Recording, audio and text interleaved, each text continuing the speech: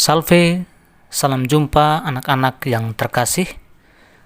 Pertama-tama kita bersyukur kepada Tuhan karena berkat-Nya kita masih diberikan kesempatan untuk boleh berjumpa dalam pembelajaran online kita dalam mata pelajaran Pendidikan Agama Katolik dan Budi Pekerti. Pada kesempatan kali ini merupakan pertemuan yang ke-6 dengan tema Aku Bangga Sebagai Perempuan atau Laki-laki dan Kesederajatan Perempuan dan Laki-laki.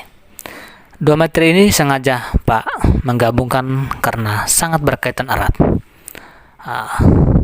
Dari materi ini, adapun tujuan pembelajaran yang hendak kita capai. Yang pertama, menjelaskan hal-hal yang patut dibanggakan sebagai perempuan atau laki-laki. Yang kedua, menjelaskan pandangan gereja tentang perempuan atau laki-laki seperti yang diinspirasikan dalam Kejadian bab 1 ayat 26 sampai 27 dan bab 2 ayat 18 21 sampai dengan 23. Yang ketiga, menjelaskan arti perempuan dan laki-laki sederajat. Yang keempat, menjelaskan contoh kasus ketidaksederajatan antara perempuan dan laki-laki. Yang kelima, menjelaskan makna kesederajatan antara perempuan dan laki-laki menurut Injil Yohanes bab 8 ayat 2 sampai dengan 11. Anak-anak yang terkasih, sekarang kita bisa melihat hal yang patut dibanggakan sebagai perempuan atau laki-laki, karena kita bicara tentang perempuan dan laki-laki. Nah, tentu ada hal-hal yang membanggakan antara perempuan atau laki-laki.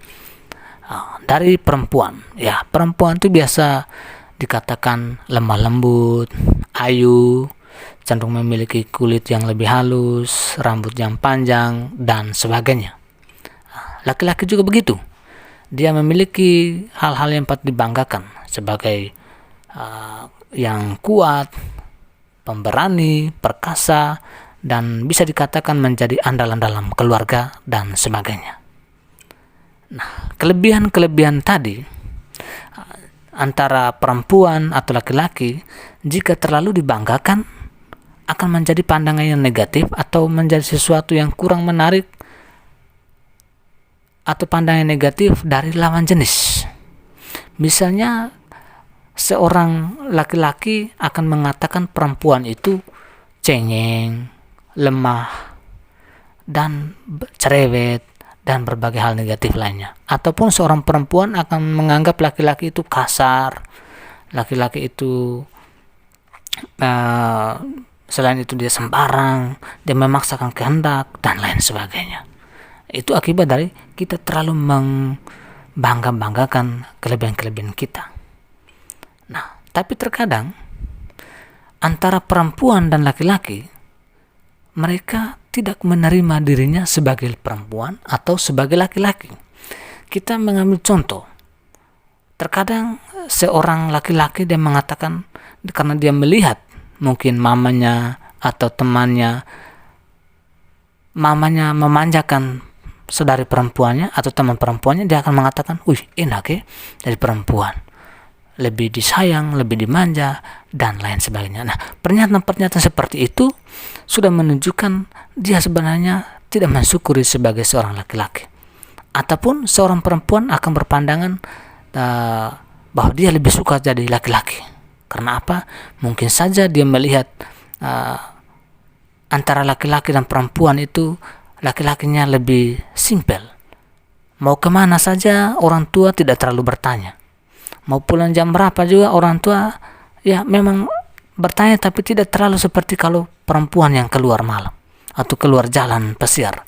Pasti orang tuanya selalu bertanya, menelpon, dan lain sebagainya. Nah, inilah yang membuat pasti perempuan mengatakan, enak ya jadi laki-laki nih, atau lebih enak ya jadi laki-laki.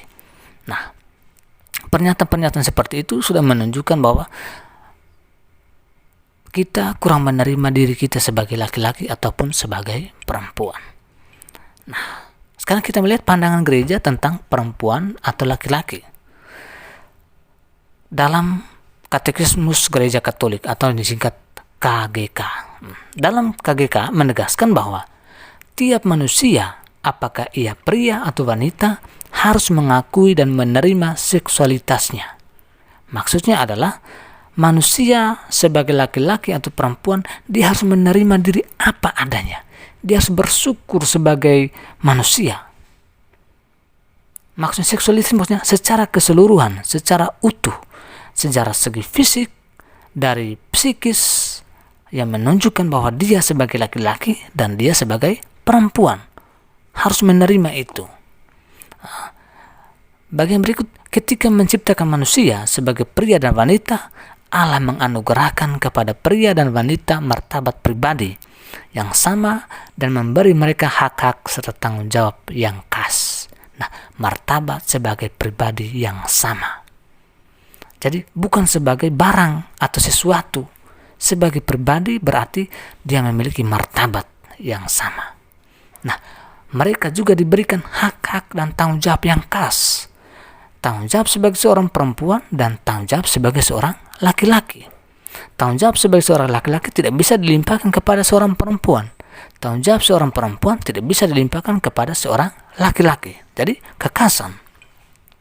Nah, yang berikut kita lihat perempuan atau laki-laki seperti yang diinspirasikan dalam Kejadian bab 1 ayat 26 sampai 27 dan 2 18 21 sampai dengan 23. Nah, adik-adik bisa melihat atau membacakan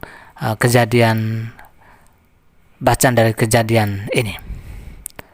Nah, kita langsung saja bahwa Kejadian bab 1 ayat 6-8 mengisahkan tentang Allah menciptakan manusia sebagai perempuan dan laki-laki. Allah menciptakan manusia itu secitra dengannya. Allah memberkati keduanya.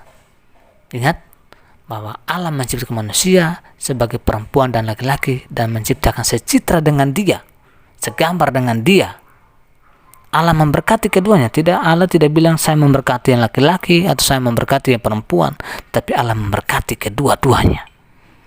Nah, Kejadian bab 2 ayat 18-25. Antara laki-laki dan perempuan saling membutuhkan dan saling bergantung satu sama lain. Laki-laki tidak dapat hidup tanpa perempuan dan juga sebaliknya. Perempuan tidak bisa dapat hidup tanpa laki-laki. Nah, oleh sebab itu kita harus saling melengkapi satu dengan yang lain. Kita patut bangga terhadap anugerah yang Tuhan berikan kepada kita, yang sudah melekat di dalam diri kita. Karena yang sudah melekat dalam diri kita tidak bisa lagi terlepas dari diri kita sebagai seorang perempuan atau sebagai seorang laki-laki. Nah, sekarang kita menjelaskan arti perempuan dan laki-laki yang sederajat tadi. Nah, sederajat antara perempuan dan laki-laki memiliki kesamaan kedudukan di hadapan Tuhan. Ingat, memiliki kesamaan kedudukan di hadapan Tuhan. Tidak ada yang menyatakan satu lebih tinggi, yang lainnya direndahkan. Sama memiliki kedudukan di hadapan Tuhan. Karena Tuhan yang menciptakan keduanya secitra dengan Dia, segambar dengan Dia, serupa dengan Dia. Ya, tidak ada alasan untuk meninggikan yang satu dan merendahkan yang lain. Nah, sekarang coba kita melihat contoh kasus yang biasa sering terjadi dalam kehidupan sehari-hari.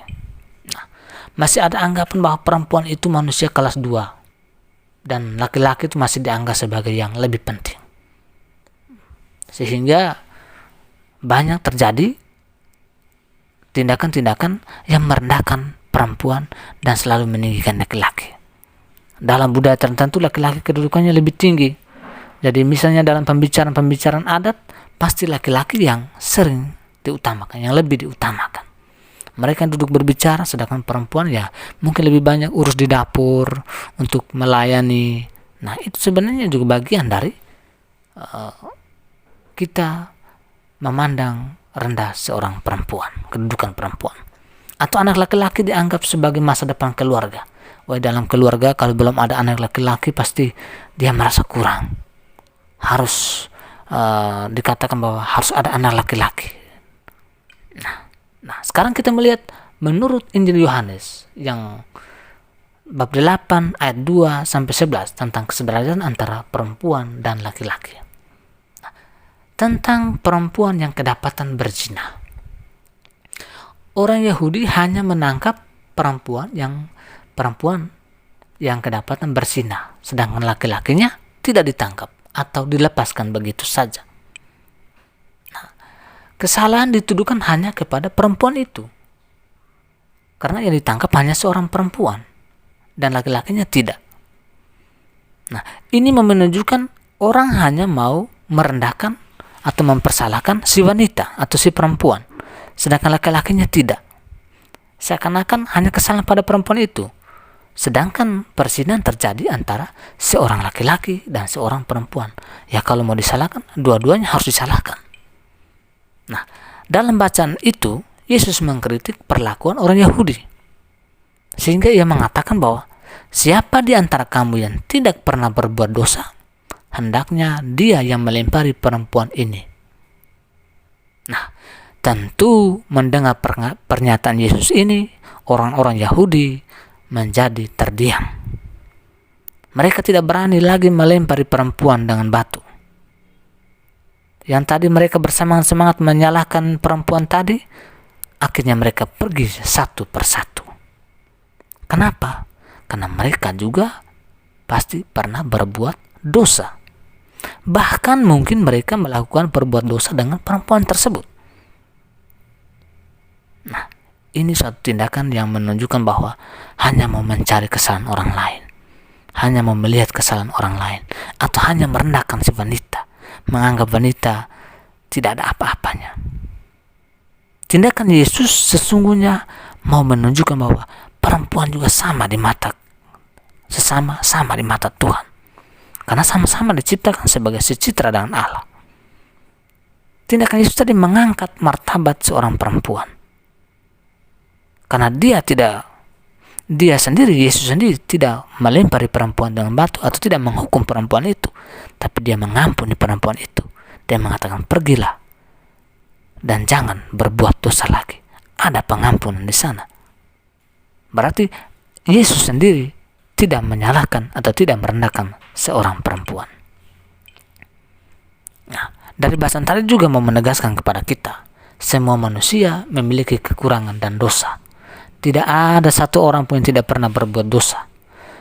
Pasti semua manusia melakukan dosa, dan itulah bagian kekurangan kita sebagai manusia. Jangan kita saling merendahkan, khususnya kita merendahkan atau meremehkan perempuan. Mungkin kita di rumah ada adik perempuan, kita menganggap kau ini perempuan ini, bahwa saya yang laki-laki lebih penting. Tidak, kita semua sama di hadapan Tuhan, sama di hadapan sesama juga. Kita semua sama-sama diciptakan oleh Tuhan, sama-sama diciptakan secitra dengan Dia. Kita semua sama di mata Tuhan. Tidak ada yang satu lebih tinggi atau satu lebih rendah. Tadi Tuhan dalam bacaan Kejadian sudah jelas bahwa Tuhan menciptakan keduanya sama secitra dengan Dia, dan Tuhan memberkati keduanya. Tidak ada alasan bagi kita untuk saling merendahkan satu sama lain. Nah, sekian materi kita anak-anak. Semoga materi ini dapat bermanfaat bagi kita untuk kita selalu saling menghargai, saling menghormati, saling menyayangi satu sama lain. Teristimewa kedudukan kita sebagai seorang laki-laki dan seorang perempuan adalah sama di mata Tuhan. Sekian dan terima kasih. Tuhan memberkati. Salve.